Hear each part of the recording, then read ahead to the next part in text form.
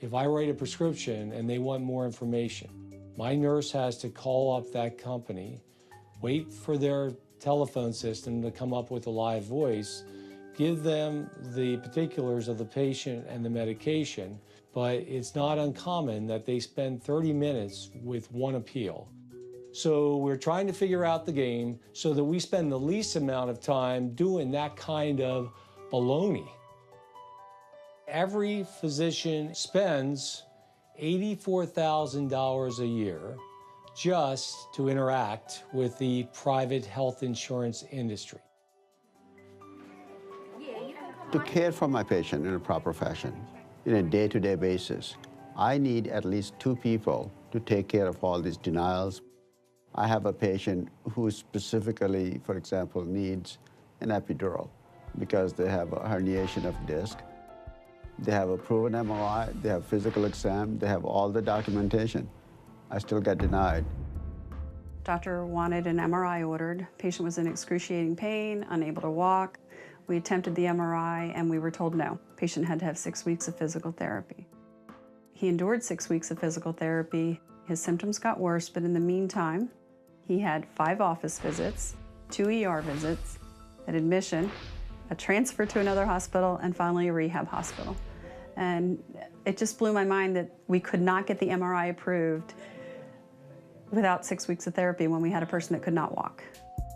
We deal with insurance companies all day long, and we document every conversation we have, who we spoke with, when we spoke with them, because depending on who you get on the phone, you will get a different answer every time you call in. If we did not have the staff that we did, we would not be questioning half of the claims that we do. It's very time-consuming and it's extremely frustrating.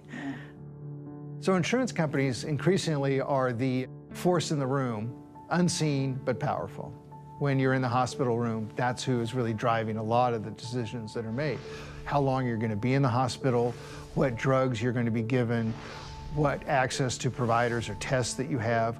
Those things are increasingly driven by the insurance company reimbursement. Multiple insurance companies telling me to bill less and do less to the patient, and based on their reimbursement, are giving me 10 minutes to see a complex patient. That is not possible.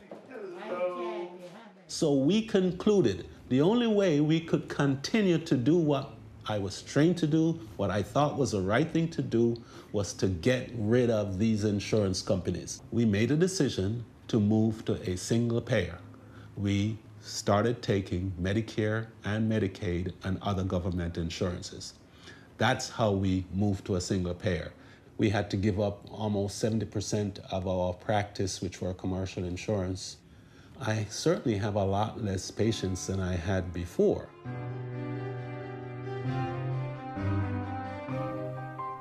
MCS pays $1.5 million a year for its health insurance. And where does it go? 3 cents of every dollar goes to an insurance agent that represents MCS in selecting an insurance plan and negotiating price. The next 20 cents of our premium dollar goes to the insurance company for its sales and marketing expense and for its staff to pre-approve and deny care and its administrative expense. And then you have at the provider level 10 to 15 cents that goes to hospitals and doctors to interface with my insurance company. They face massive amounts of paperwork and phone time dealing with pre-approvals and denials and payment issues. None of it is related to care. That's 33 cents of our dollar before the actual cost of care is paid for. My insurance company is supposed to negotiate better prices from the providers, but on average, they end up paying 20% more than Medicare does. They pass that extra cost on to my company. I don't see what private insurance brings to the table.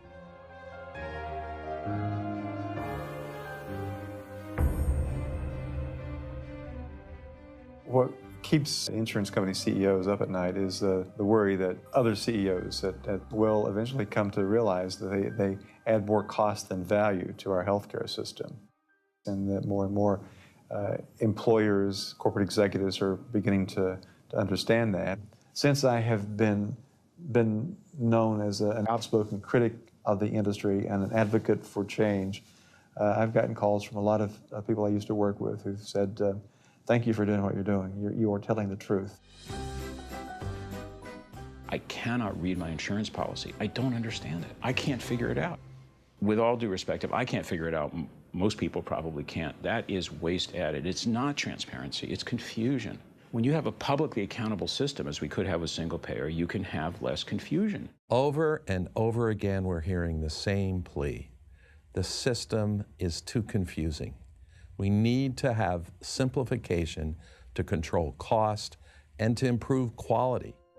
And what about single-payer health insurance? What does it mean? One entity that pays the bills. We get rid of the hundreds of complicated insurance plans, and we have one comprehensive plan that covers everybody. It's simple and efficient. You go to any doctor or any hospital you want, present a card, and you're covered. There are no deductibles, no out-of-pocket expenses, and no contentious pre-approval before treatment. Everybody is covered. Nobody is left out. Single payer is not a government takeover of healthcare. The doctors and hospitals remain totally independent, just like they are with Medicare. If I told you that every one of your employees could get the health care they need guaranteed, that your costs would go down, everyone would pay less and get more, you might be skeptical. But the truth is, most every country in the world does that.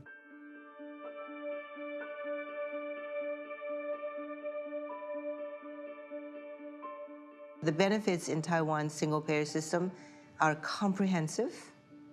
You have inpatient care, hospitalizations, visits to doctors, drugs, dental care, pre-child delivery, dialysis, all of that is paid for. Patients have complete freedom of choice of providers. Taiwan spends 1.6% of its total operating budget on administration. And that is a tiny fraction of what we spend in this country. It's the peace of mind that it gives people, which Americans don't have yet. I hope every American has that someday. One of the myths about universal healthcare systems is that they engage in rationing.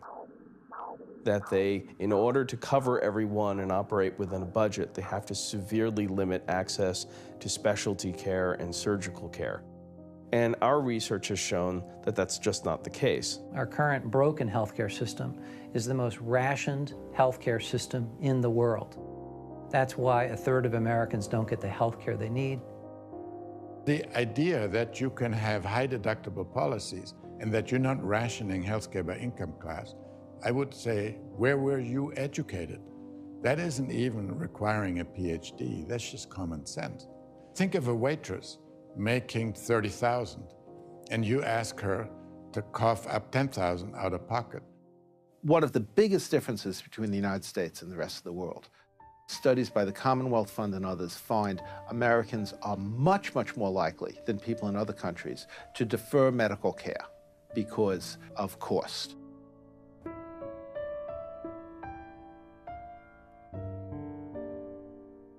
We have a large number of people dying from causes that should be preventable.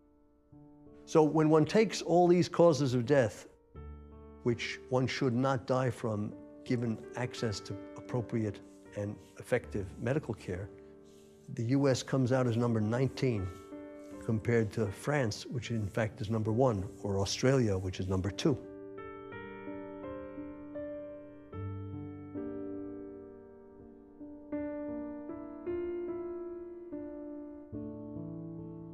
No question in my mind that our low ranking on avoidable mortality is due to the fact that we still have financial access barriers to the most basic kinds of services in the United States of America. The data shows very compelling information about single-payer systems. And so it was imperative that we visit a single-payer system and experience what life was like on the ground. Fortunately, we've got a single-payer system operating to our north in Canada. This is our high-resolution CT scanner, and it's a very important part of the equipment that we use to make a prompt diagnosis for folks with a variety of disorders, medical conditions, and trauma. And this is Dr. O'Connell, and he's currently speaking to a group of residents in a room with, as you can see, the flat screen technology. Since around October of 2013, we've had on-site 24-hour-a-day staff radiologist coverage here. Our subspecialty staffed with emergency trauma radiologists full-time, and we're the first site in the world to offer 24-hour-a-day cardiac CT scanning. There was a short time after I'd moved here, and I had a house. I was looking out over the lake, and I just had this strange feeling. I'm trying to put my finger on it.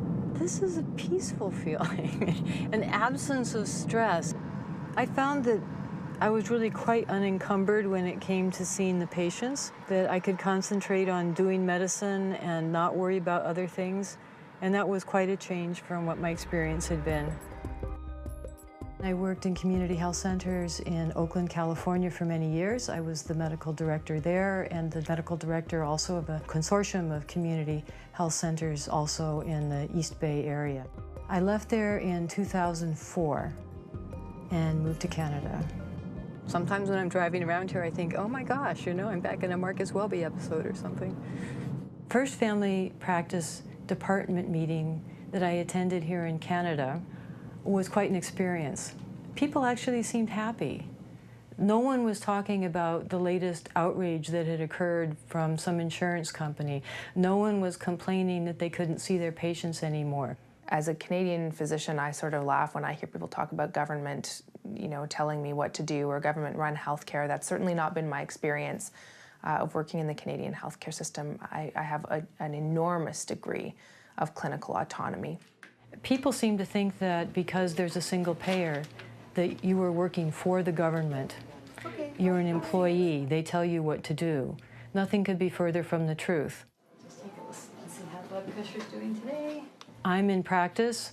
I'm a small business person. They're not running my business for me.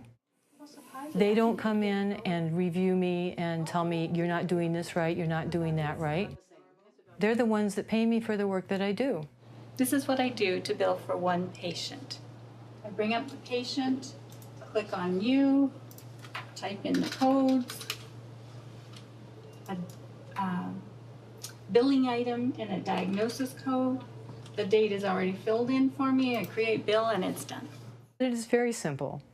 You know, basically, you come in, I see you, I send off a bill. 2 weeks later, there's money in the bank. Patient doesn't have to pay.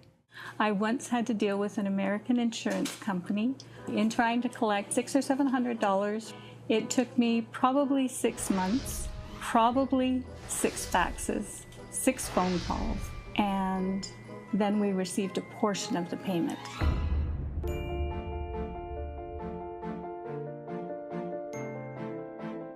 We are billing on behalf of the University Health Network for 4 hospitals for diagnostic tests to the Ministry of Health.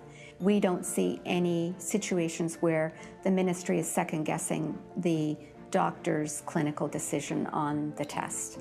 We bill weekly, electronically, and there are approximately 10,000 claims on those weekly billings. And those are handled by approximately 10 people within the department.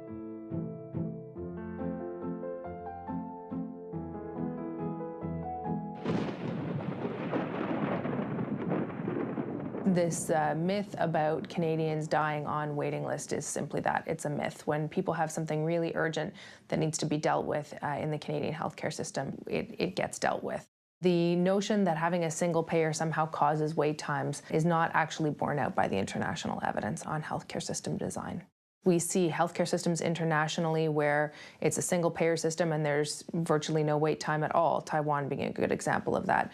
We see systems that have multi-payers where wait times have been a big problem. There's a lot of mythology out there that somehow there's a big tax burden or a big cost that comes along with the Canadian publicly funded model. In my 25 years as a cross-border tax consultant, I'd say I've prepared at least 5,000 U.S. returns and about the same amount, 5,000 Canadian returns. The surprising thing is that even though on an income of $50,000, the tax rates in Canada and the US are about the same, in Canada, that tax covers primary health care. In the US, there'd be additional cost to that person, either through their own insurance or employer insurance. Canada now spends half as much per person as we do in the United States, yet their life expectancy has increased faster than ours. What it's a story of is universal health insurance that very few Canadians would ever imagine reversing. And it's a story of Canadians looking south of the border and noticing we have both spectacular centers of excellence and spectacularly expensive, complicated, and hard to justify distribution of medical care.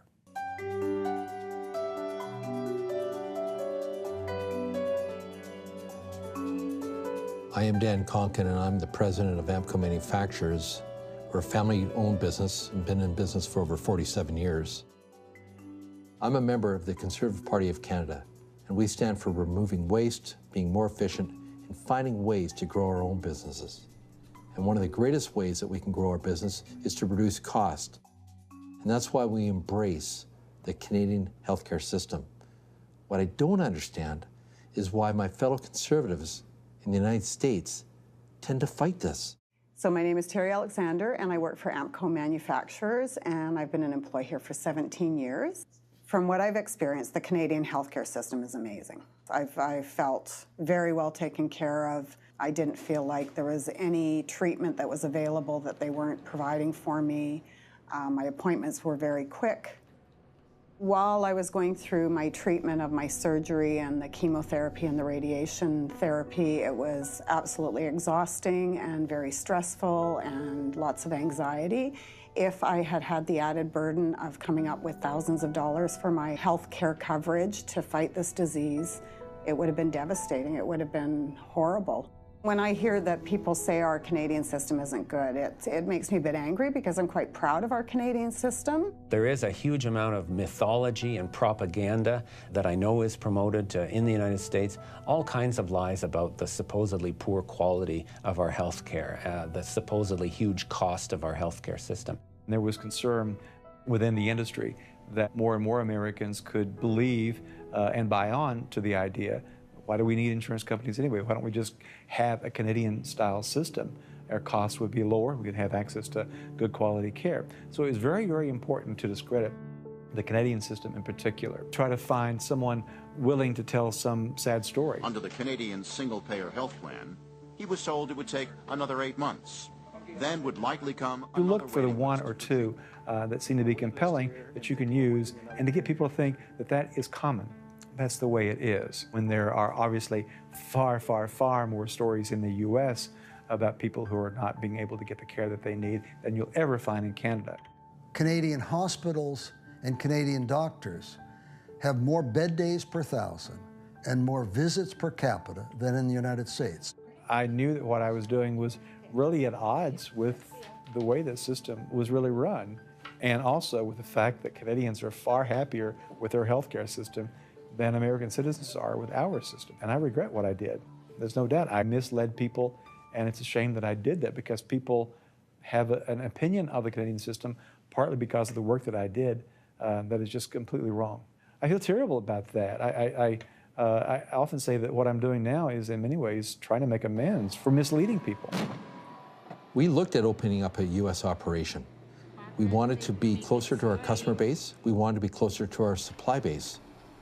But the more we looked at it, the amount of costs that we would have incurred by having our company relocate into the United States, just through the insurance coverage costs alone, just made it a non-starter. If I had to increase my costs by over $1 million in my company because of insurance coverage costs, that alone would probably drive me to bankruptcy. In fact, up here in Canada, the major American auto companies, Ford, General Motors, and Chrysler, actually made a public declaration, a public statement, that the publicly funded healthcare system in Canada was an important competitive advantage for their operations in Canada. What we have now, by comparison with Canada, are the consequences of complexity, of not knowing what you're entitled to, of excessive preoccupation with choice of insurance plan, of facing high deductibles and co-insurance, which the Canadians don't, and of living with a situation in which even if you're insured, the fearfulness of things falling outside the insurance package worry Americans. How could you prefer a system where the employer has all the hassle of providing private health insurance, the huge cost of it, and the risk and uncertainty of it? The other thing that we have to address is the issue of concession bargaining. Labor negotiations are always a very contentious thing. And we hear about them today, particularly in the public sector, in state government, municipal government, school districts, very contentious labor negotiations. And almost always one of those contentious issues is health care. If health care is no longer part of the bargaining process because it's now covered under a single-payer health care system, that issue's off the table. And if you look at corporate interests, those usually associated with the right side of politics, the conservative side, their interests are enormously tied to reform of health care. As a business owner and also as a former Republican legislator, I've said that conservatives should be supportive of single payer because it costs less. Talking with corporate executives, a lot of them, I think, get this. They know what waste is. They wouldn't be running successful companies if they tolerated waste in their production system, and they can see the waste on the healthcare side. This crazy transactional system is costing them money without value. Business, when they look at the single-payer model, will come quickly to the conclusion that it is the least expensive, the most supportive of a free market, and will have the most direct effect on their costs of operation. The cost to my company and its employees goes down with single payer. Instead of high insurance premiums with high deductibles, there's a simple payroll fee like we pay for Social Security. My company gets out of the healthcare business. I did a study myself which estimated 34% waste in American healthcare. The National Academy of Sciences did a study that came between 30 and 40%. The RAND Corporation has a study about 35%, I think it is. $1 out of $3 wasted. 1 out of 3 of $3 trillion is $1 trillion of non-value-added activity in care. It's hard to get that out with a multi-payer system. In every city, every day, there's people who pay $10,000, $20,000, and $40,000 for the same procedure. The doctor doesn't change their quality based on how much they're being paid. In Massachusetts, the Attorney General issued subpoenas to get this information. And what we found, even for people that are health policy experts and thought they understood this area, the variation in what hospitals are getting paid was more dramatic than we thought. How are the prices set? I'll wager you have no idea, and I don't think anybody does. This is a situation where nobody really knows what it costs, and nobody really knows what's being billed because it varies all over the map. And what healthcare systems have learned is that they can charge whatever they want. So pretty soon you've got the MRI that costs $12,000 when in fact it may cost them $300 to provide. You see, there's no accountability. The buck doesn't stop anywhere. The system is not in control. With a single payer, there's more clout, there's more chance to push back, and to push back on prices, to say no to price increases and forms of pricing that just make no sense.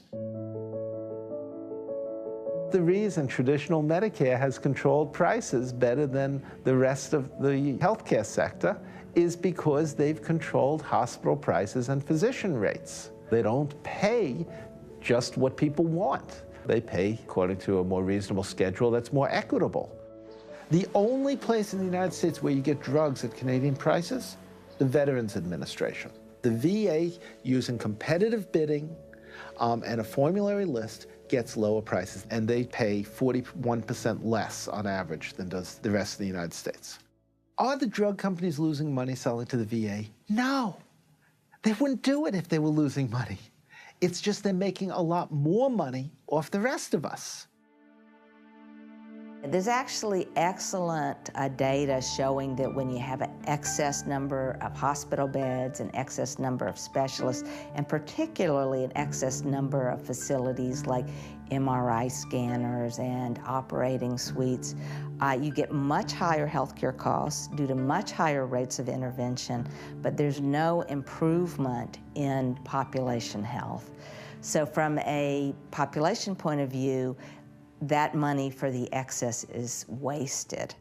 I don't mean to be critical of the motivation, intent, or goodwill of the providers. They care a lot about what they do. Hospitals believe in what they do. It would be easier if they were bad guys. They're not, they're good guys. But they need somebody on the other side of the table with the authority and the resources to speak up for the people, for the public, and I think that's what a single payer can be. The reality is every study, including ones done by the Lewin Group, has found savings from single payer. There's not a single study that's ever been done that says single payer will cost more. Single payer makes economic sense. We save $198 billion by eliminating insurance administrative cost and profits. We save $242 billion by reducing the administrative cost to doctors and hospitals that no longer waste time and staff interacting with multiple insurance companies. We save $116 billion by establishing a fair, standardized fee schedule for hospitals and providers of care. We save $154 billion by negotiating bulk pricing on medical devices and drugs, like all other advanced industrialized countries. The total savings is $710 billion a year. The $710 billion in savings means we can lower the overall cost of healthcare. We can afford $77 billion to cover the uninsured and afford $129 billion to eliminate out-of-pocket expenses. It's about shifting resources from wasteful spending to actual care.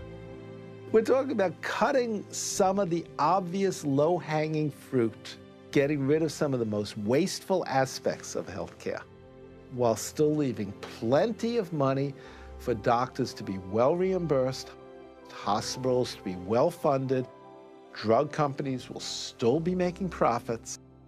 You know, the great irony of all this is when somebody says, oh, can we afford single payer? Is we can't afford the current system. The only thing we can afford is single payer, because single payer is the only way that we can bring costs under control and bring the rate of growth in healthcare costs to a rate sustainable over the long term. There would be jobs lost in the insurance industry, but a multiple of jobs gained in companies that now can stay in America, don't have to go offshore, can build a new plant, can pay their employees more, putting more money into circulation to support people in other businesses. Overall, it's a job win for America. There's no question in my mind about that. You're not going to have to worry if you get sick halfway through that effort to create a new business. You're not going to be ruined if your child gets sick. We're going to make sure that that issue's off the table. We unleash immense entrepreneurship. We unleash immense creativity in this country. Much of the time that is now spent by doctors processing paper for the insurance industry will be turned into time spent with patients. It really holds out the hope of reclaiming our profession as a caring profession instead of a business. And it says to our colleagues, you're going to be able to take care of your patients according to your best judgment medically. Small private practice would be viable under single payer, and regaining control of medicine as a calling would be viable under single payer, and that's why it's popular with our colleagues. The national movement for single payer continues to expand, it continues to grow. There are well over 20 states that have solid organizations working on both national and state level single payer. It continues to gain the support of Republicans as well as Democrats, business leaders as well as nonprofit leaders. It brings in educators, nurses, doctors. We've got constituents all the way across the board. What I would love to see is that policymakers could come to the table, park their ideology at the door, and just say, what we're going to do here is take a look at what makes the most sense for this country.